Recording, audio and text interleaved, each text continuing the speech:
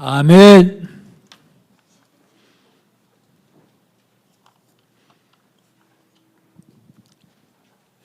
예수는 나는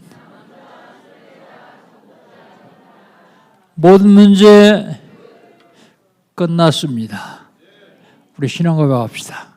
주는 그리스도시요 살아계신 하나님의 아들이십니다. 믿습니까? 요거 믿어지면 끝납니다. 안 믿어지면 조금 더 기다려야 됩니다. 이게 믿어지게 하기 위해서 하나님은 우리에게 시간 말씀 주시고 그 말씀을 언약으로 잡는 사람을 통해서 말씀을 이루어 가십니다. 2022년 하나님 우리 주신 언약은요, 정체성을 회복하라.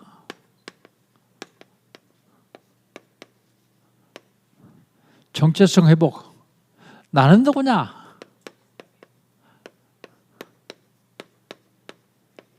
나는 누구인가? 요거 회복하는 겁니다. 이거 알아가죠. 내가 누구죠? 나는 복음 가진 남은 자예요.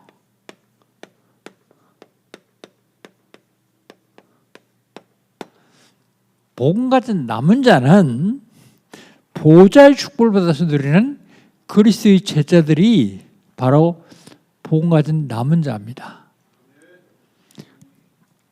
내가 누굽니까? 나는 전도하는 순례자예요.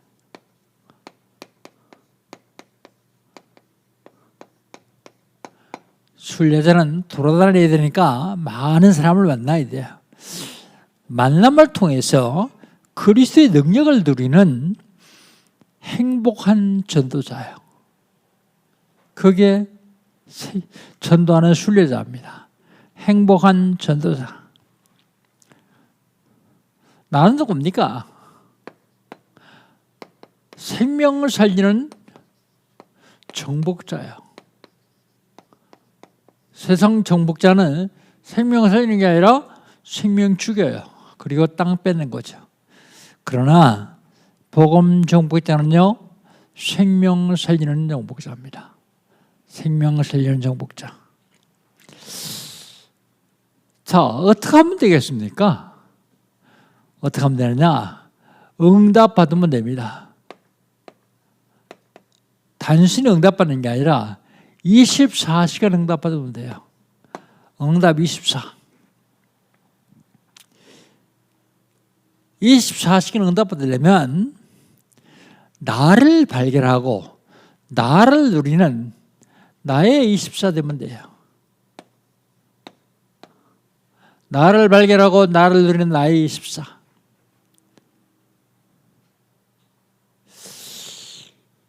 보좌의 축복을 받아서 빛의 경제를 회복하는 교회의 24.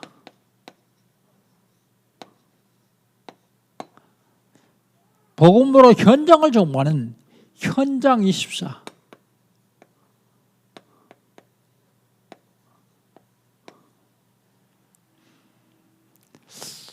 자, 이 말이 잘 이해가 안 될 겁니다.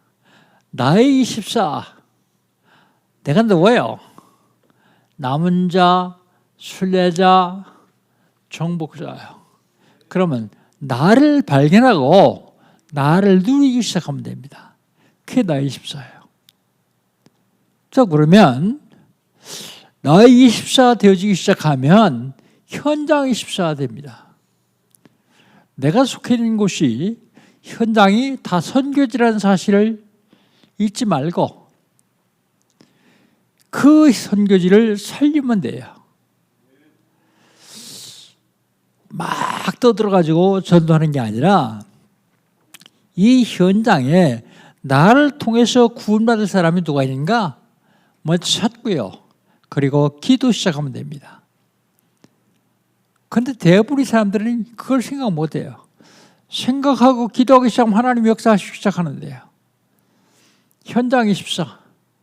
이게 되어지면 피세경제 회복되는 교회 24 되어져요. 그런데 대부분의 사람들은 거꾸로 하죠. 피체 경제부터 회복하려고 그래요. 피체 경제는 그만두고 흑암 경제라도 회복하려고 해요. 거꾸로 하면 굉장히 힘듭니다. 내가 누구인지 발견하는 건 남은 자, 신뢰, 정복자는 사실을 알고 뚫리는 거예요. 그리고 내가 있는 현장이 선지자라는 사실을 알고 생명을 살리기 위해서 기도하기 시작하면 돼요. 그럼 따라와요, 이건. 오지 말라 그래 따라와요. 내가 엄청난 실수를 했는데 그게 뒤바뀌어서 축복의 발판으로 해서 따라와요. 왜 하나님 그렇게 하십니까? 그래야 세계복음을 주기 때문에요. 실수하라는 얘기가 아닙니다. 그런데 모든 것이 합력하여 선을 주시는 하나님은 나의 24, 현장 24, 되어지는 사람에게 함께 하세요. 자, 그렇다면 6월 달은요. 6월 마지막 주일입니다. 절대 응답이요. 절대 응답은 누가 받을 수 있느냐? 절대 구원받은 사람이 절대 응답 받을 수 있어요. 구원이면 구원이고 응답이면 응답이지 무슨 절대 구원과 절대 응답이 있느냐? 안 변한다는 말이죠. 확실하다는 말이에요. 한 번 구원받은 게 영원하다는 말입니다. 그렇다면 그런 사람에게는 절대로 변하지 않는 응답을 하나님 주시겠다고 약속하십니다. 그럼 어떡합니까? 하나님의 절대 주권을 믿으면 돼요. 대부분의 사람들이 하나님의 절대 주권을 안 믿어요. 신앙생활을 하면서도 하나님의 절대 주권을 안 믿어요. 세계복음 한다고 하면서도 하나님의 절대 주권을 안 믿어요. 하나님이 절대 주권을 믿으면 이게 보여요. 하나님이 절대 계획이 보입니다. 하나님 절대 계획. 그러면 하나님이 절대 계획 속으로 들어가야 돼요. 하나님이 절대 계획을 보여주시는데 안 들어가고 있으면 안 되죠.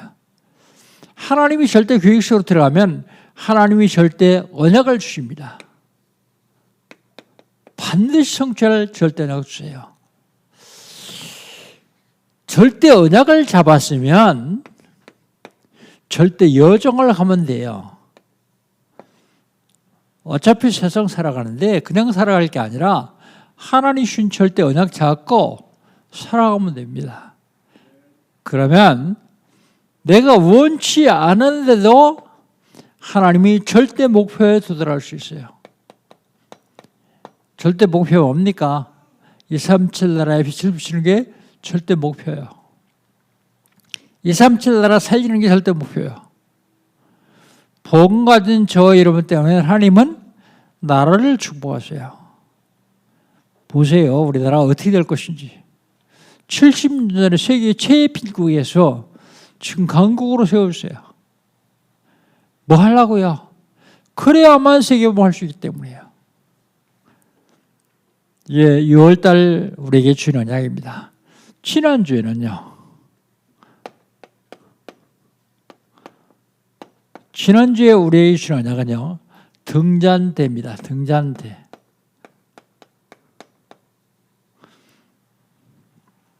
하나님이 출애굽해서 가나안 땅 가려고 광야를 통과하는 이스라엘 백성들에게 등잔대를 만들라고 하세요. 등잔대. 등잔대. 등잔대가 뭐 하는 거예요? 등잔 올려놓고 빛을 비치게 하는 거예요. 등잔대 역할.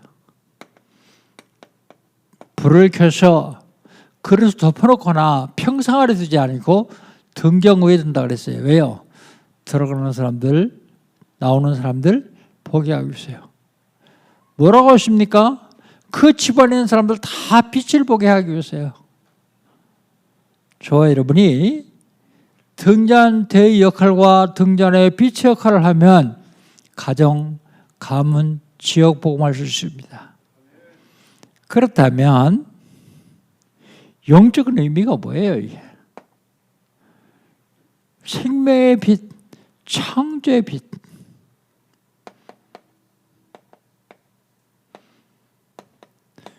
생명의 빛을 비치라고 말씀하십니다. 자, 그렇다면 오늘은요,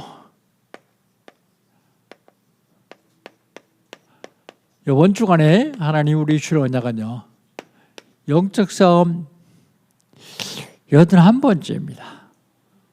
81번째 성막이요.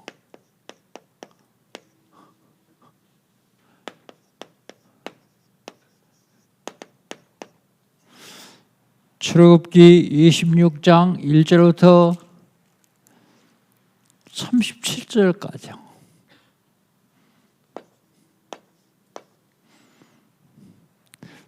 근데 다 안 읽고 두 절만 읽었느냐? 가장 중요한 핵심 포인트만 읽은 거예요.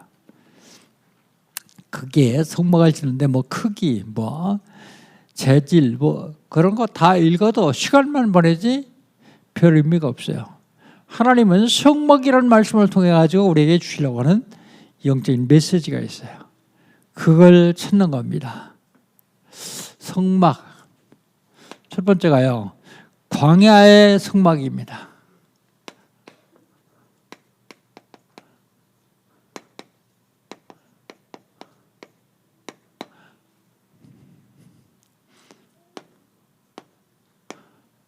광야의 성막. 우리 1절 한번 같이 한번 읽어보세요. 1절 같이 읽겠습니다. 너는 성막을 만들 때 가늘게 꼰 배실과 청색, 자색, 홍색 실로 그룹을 정교하게 수놓은 10폭의 휘장을 만들지니. 가늘게 꼰 배실로 휘막을 만들고 휘장을 만들고 거기다가 청색, 자색, 홍색 실로 그룹들을 수놓으라고 말씀하십니다. 제작하시죠.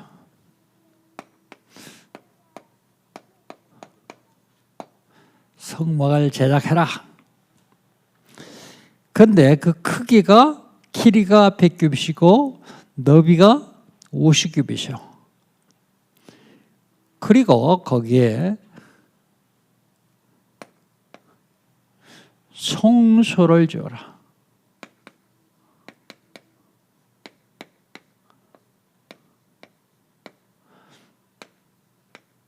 성소와 지성소를 지어라. 우리 33절 한번 읽어봅시다. 33절 같이 한번 읽겠습니다. 그 휘장을 갈고리 아래에 늘어뜨린 후에 증거궤를 그 휘장 안에 들여 놓으라. 그 휘장이 너희를 위하여 성소와 지성소를 구분하리라 그랬습니다. 성막 한번 보여주세요. 방송실 성막. 이게 성막입니다. 성막인데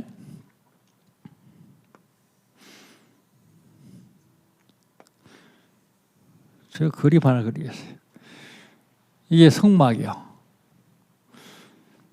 요거는 100규빗이요. 요거는 50규빗이요. 그런데 여기에 이 안에 지성소 요거는 10규빗, 요것도 10규빗. 그 다음에 성소 똑같이 10규빗, 10규빗 이렇게 만들라. 그런데 이 성소에는 떡상과 등잔대를 들여놓고 일반 제사장들이 거기에 들어가서 제사를 지내요. 백성들이 제를 지면 양과 비둘기와 소와 염소를 가져와서 제사장들이 이 성소에 제사드립니다. 지성소에는요, 지난번에 말씀드렸던 언약궤 증거궤를 거기다 들여놓으라 그랬어요. 증거궤를 들여놓고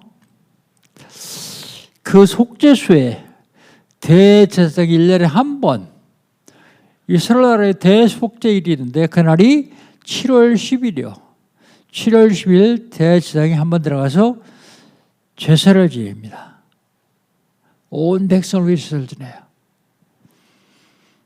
제사를 지내는데 여기가 휘장으로 되어 있어요. 휘장. 대제사장이 여기 들어갈 때는요, 그냥 들어가면 죽어요. 그래서 여기서 먼저 자기 죄를 다 속하는 속죄제를 드리고 그리고 들어가야 돼요. 근데 만약에 이 경우 속죄제를 드렸는데 하나님이 보시기에 합당하지 않다, 죄가 남아있다, 그러면 들어가면 안 돼요. 죽어요. 그런데 용서 받는지 안 받는지 모르니까 어떻게 해요? 대제사장은요, 들어가기 전에 발목에다 끈을 묶어요. 그리고 거기다 방울을 달아요. 그리고 들어갑니다. 대제사장이 왔다 갔다 할 때마다 딸랑딸랑 소리가 나왔죠. 그럼 밖에서 가만히 들으면 아직 살아있구나, 안 죽었구나, 그래요. 그런데 아무 소리도 안 나면요, 죄를 용서 못해서 하나님께 맞아 죽은 거예요. 그럼 시체를 끄내야 될 거 아니에요. 성소에 들어가야 시체를. 어떻게 끄내요? 아무나 들어가면 죽어요.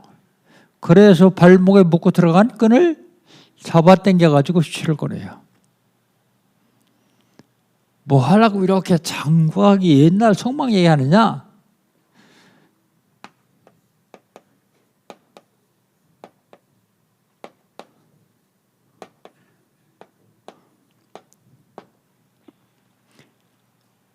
구약시대 때는 여기에 묶여 있었어요. 그런데 이 성막이요, 마태복음 27장 51절에 보면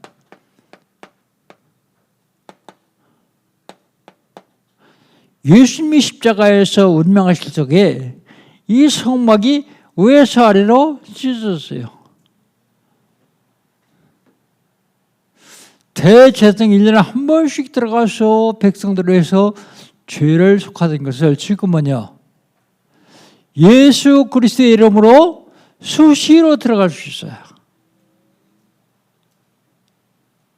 여러분, 죄 지으면 예수 그리스도 이름으로 하나님 앞에 고백하는 거예요.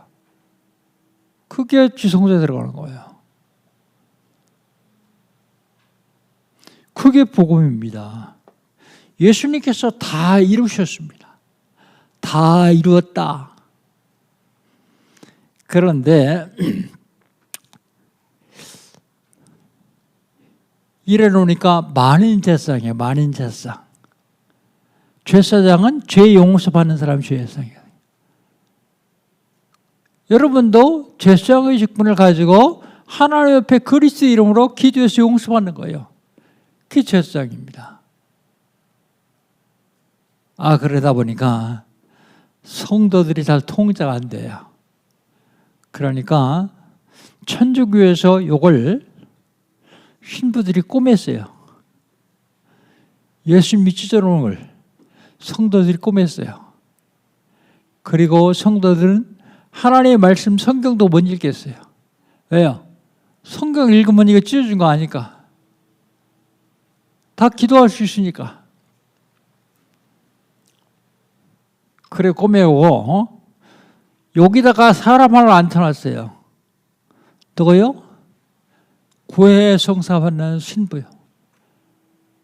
그래서 천주교 성도들은 예수의 이름으로 하나님께 기도하지 못하고 신부한테 가서 자기 죄를 고백합니다. 그러니까 천주교는 좋은 점은 있어요. 성도들이 절대 신부한테 못 대들어요. 신부 앞에 얼굴도 못 들어요. 군대 가도요, 별 4개짜리도 천주교 신자면 중이, 밥을띠 2개 천주교 신부한테 머리 못 들어요. 왜요? 그 약점을 다 알고 있으니까요. 다 고백했잖아요. 그러니까 통제는 잘 돼요.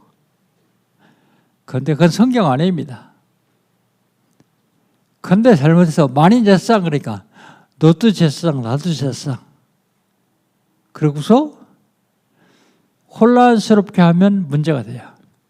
여러분, 복음과 율법을 잘 구분해야 됩니다. 예수님이 십자가에서 죽으시면서 완전히 회막을 위에서부터 아래로 찢었다.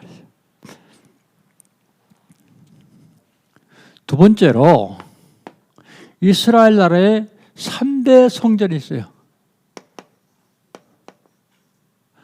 첫 번째가 솔로몬 성전이에요.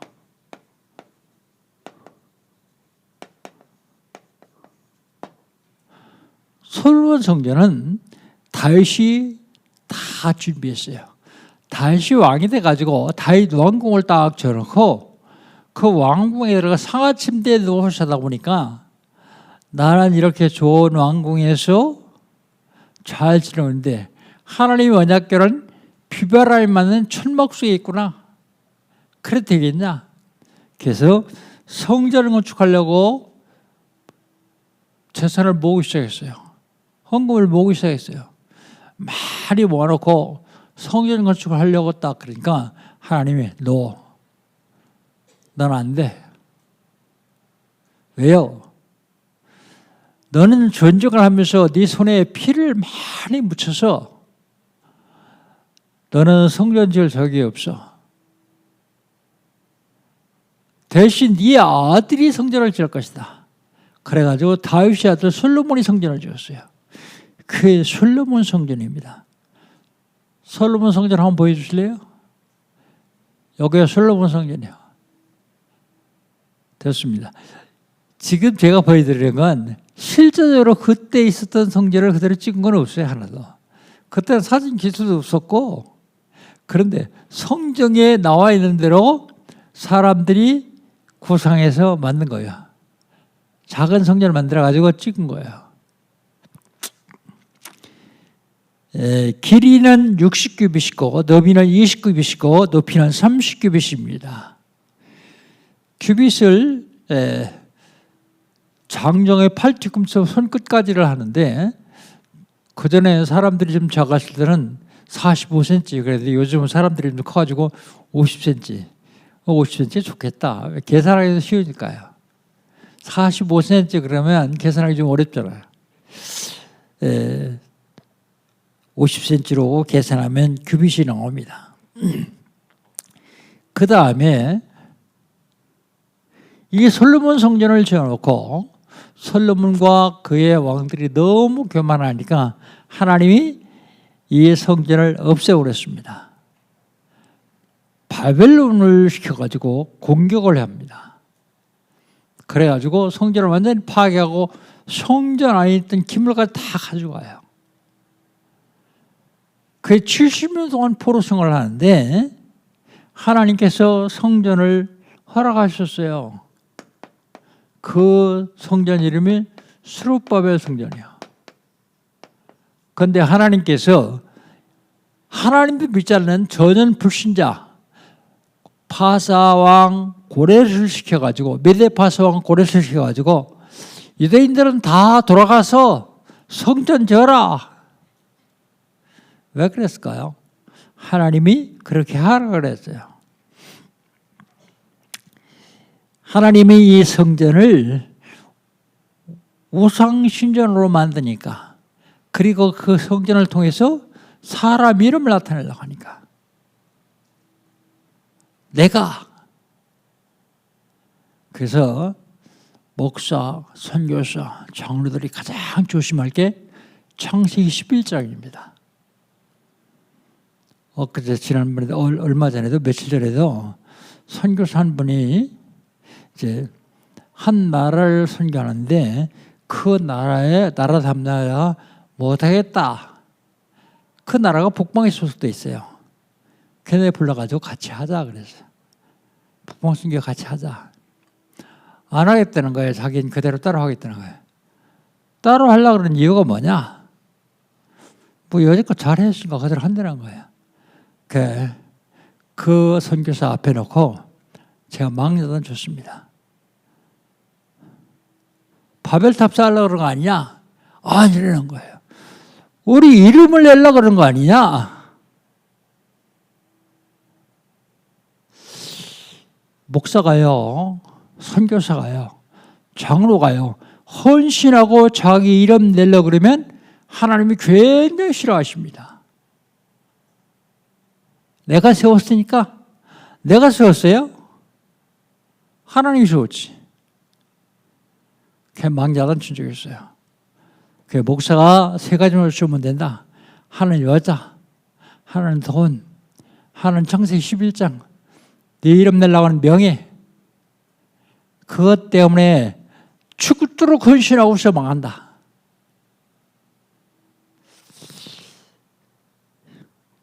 스룹바벨 성전 계속 세월인데도 타락하는 거예요. 우상화되는 거예요. 그 스룹바벨 성전을 허문 사람이 있습니다. 그 사람이 헤롯이요. 헤롯 성전. 스룹바벨 성전은요, 바벨론 포로에서 돌아와서 성전을 지어라 해서 성전을 지었는데 그 대표적인 인물이 스룹바벨이라는 사람이에요. 그래서 스룹바벨 성전이라고 그럽니다.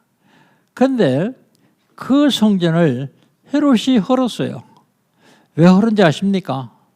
헤롯은 원래 족속이 에서 족속이요. 에서. 유대인들이 에서 족속이라면 왕이 되는데 말을 안 들어요. 죽여도 말 안 듣는 사람들이 그 사람들이에요. 그러니까 이 성전을 어떻게 하면 사람들을 말하게 하겠냐 생각하니까 유대인들이 껍벅 죽는 데가 성전이에요. 성전이 낡았으니까 다 다시 해야 되겠다. 그리고 다 헐고서 성전을 지었는데 얼마 동안 졌느냐? 40년 동안이요. 무슨 성전을 40년 동안 짓느냐 근데 오래 줘야 되잖아요. 오래. 성전 지어야 데모 안 하니까. 성전 지어야 안 달래드니까. 정책적으로 준 겁니다. 이게 헤롯 성전이요. 그런데요, 이 헤롯 성전이 다시 우상화됩니다. 성전 우상. 어떤 경우도 하나님은 아무리 좋은 성전이라고 해도 우상화되는 건 하나님이 굉장히 싫어하세요. 세 번째가요, 초대교회를 지나면서부터 예배당이요. 예배당을 지었죠. 그런데 그 예배당이 권력의 상징이요. 교권.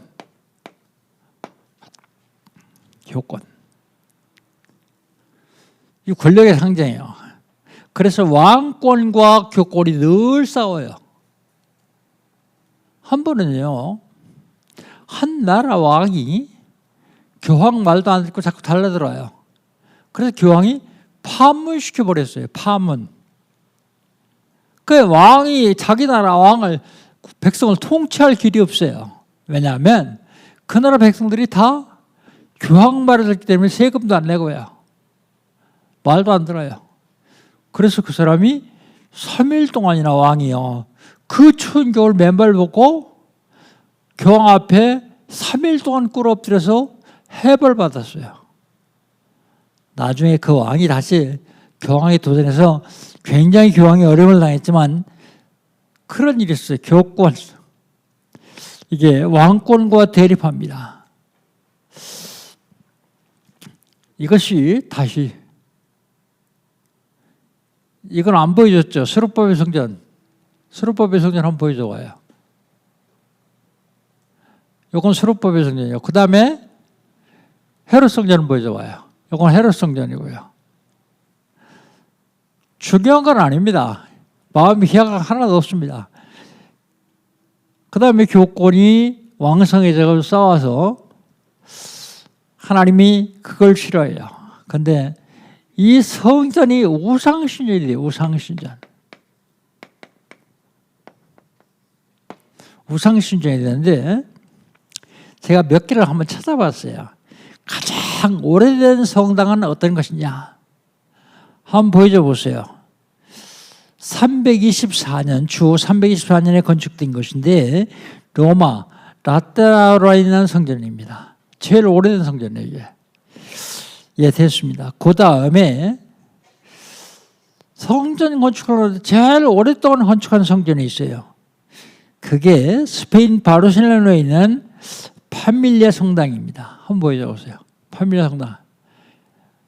얼마나 오래됐냐? 1882년에 착공해가지고 지금도 아직 짓고 있어요. 언제 완공할 예정이냐? 2082년에 완공할 예정이에요. 200년 동안 걸쳐 짓습니다. 그때 완공하면 200년 동안에 걸쳐 짓는 겁니다. 그 다음에 세계에서 가장 큰 성당 한번 보여주세요. 베드로 성당이 아니라 이건 아프리카에 있는 성당입니다. 아프리카 코트디부아르, 우리 김학영 권사가 가 있는 곳이죠. 코트디부아르 야무스쿠로 성모 평화대성당이에요. 그런데 이 성당이 얼마나 크냐 하면, 이게 됐습니다. 얼마나 크냐 하면 20만 명을 수용할 수 있어요. 예배당 안에 들어가는 사람이 20만 명이 아니라 예배당 안에 의자에 앉아서 예배될 사람은 7천 명이라 그래요. 그런데 광장 그리고 둘러서 있는 건물 기둥 사이에 서서 예배드릴 수 있는 수용 인원이 20만 명이라 그래요. 제일 큰 성당이 되겠다 그래가지고 지었습니다.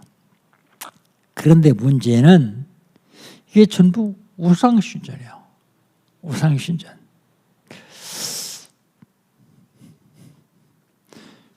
근데 주로 섬기는 게 성모 마리아예요. 성모 마리아. 그 다음에요, 종교개혁 이후는 어떠냐?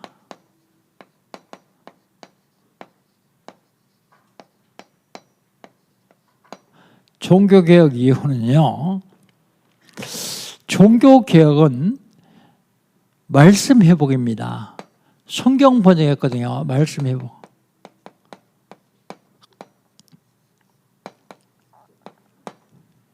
말틴 루터를 통해서 성경 번역을 해석했습니다. 그에 중요한 건 예배 중심이요.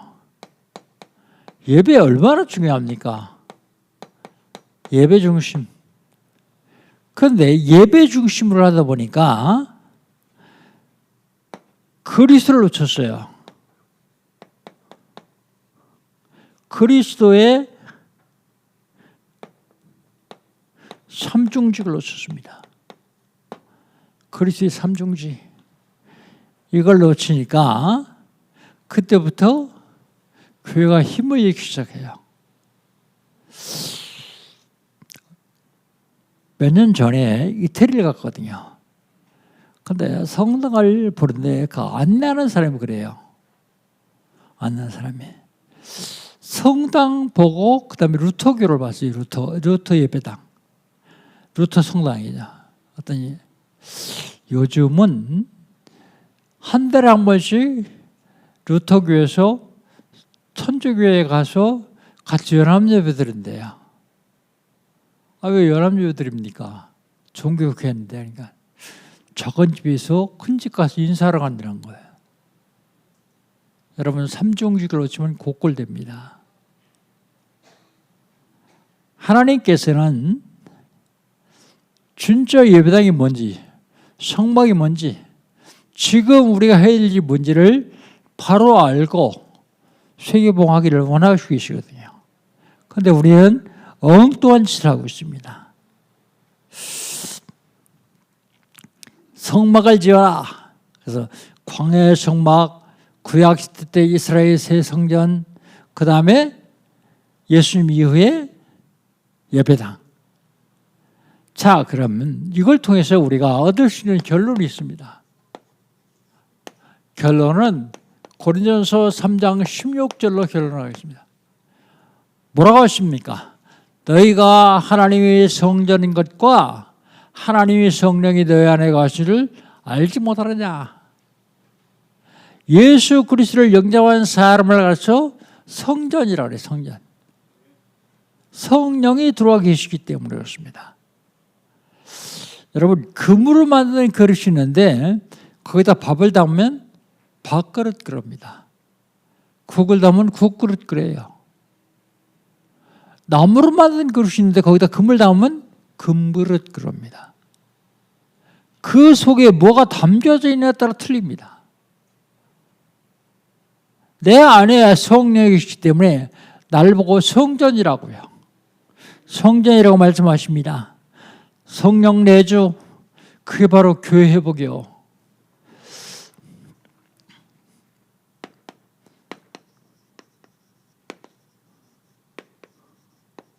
교회 회복, 성전 회복, 성령 내주. 성령 내주.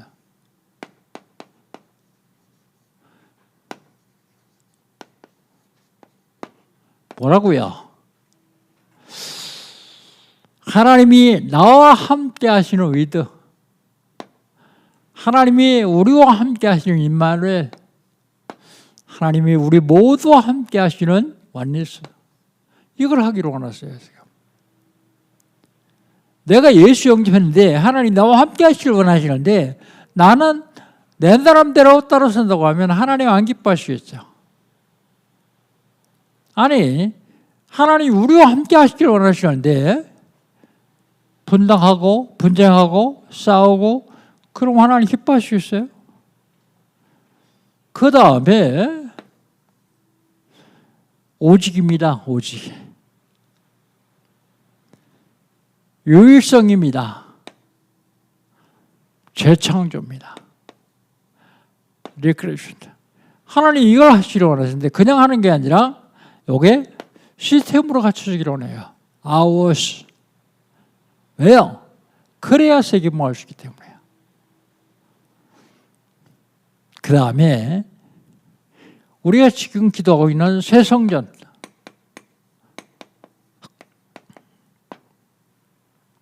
새 성전.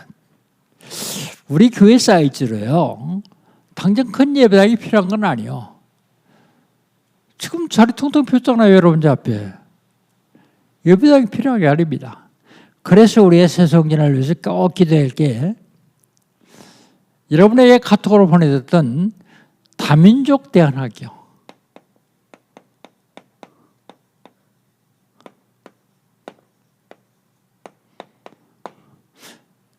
엄마 따라서 들어온 다민족 렘스들을 TCK라고 합니다. 제3문화권의 아이들에서 TCK. 그런데 우리 다민족팀에서 고양시에서는 다민족 대안학교 가보니까 2년밖에 안 된대요. 2년. 그 아이가 들어와가지고 2년 동안에 한국말 다 익혀가지고 일반 학교에 들어가서 공부할 수 있겠어요? 안 되니까 아이들이 제대로 적응이 안 되는 거예요. 그래서 우리가 해야 될 건 그들을 도와야 되는 일이에요. 잘 적응해가지고. 안 도와주고 내버려 두면, 팽개치면 나중에 사회 문제가 돼요. 국가 문제가 됩니다. 그런데 우리가 조금 도와줘서 그 아이를 바로 세워서 복음으로 지으면 그 나라를 살릴 수 있는 선교사 될 수 있어요. 우리 지금 제일 잘하는 비국의 이름은 나라 이름 대준 비국의 살람 목사 같은 경우예요. 그 사람은 원래가 먹고 살려고 돈 벌려고 한국에 왔어요. 그런데 서울 이만일교회 여자 집사가 길거리에서 저기 파는 그 악사리 파는 거에 가서 복음 전했어요. 그러니까 하나님 준비하는 사람이죠. 그래, 내가 돈 몇 푼 벌려고 여기 했냐. 우리나라에 이 복음이 필요하지 않겠냐. 그래서 신학하고 거기 가서 목회 잘하고 있습니다. 많은 제자를 세워가지고요. 죽이겠다 그러는데 죽여라. 우리나라에 순교의 피가 필요하다. 생명 걸고 복음 전하는 사람 어떻게 하랍니까? 반민족 대안학교를 통해서요. 여러분 기도해야 됩니다. 지금 다민족뿐만 아니라 학교에 적응하지 못하는 아동들이 있어요. 아동센터. 그리고 복음초등학교.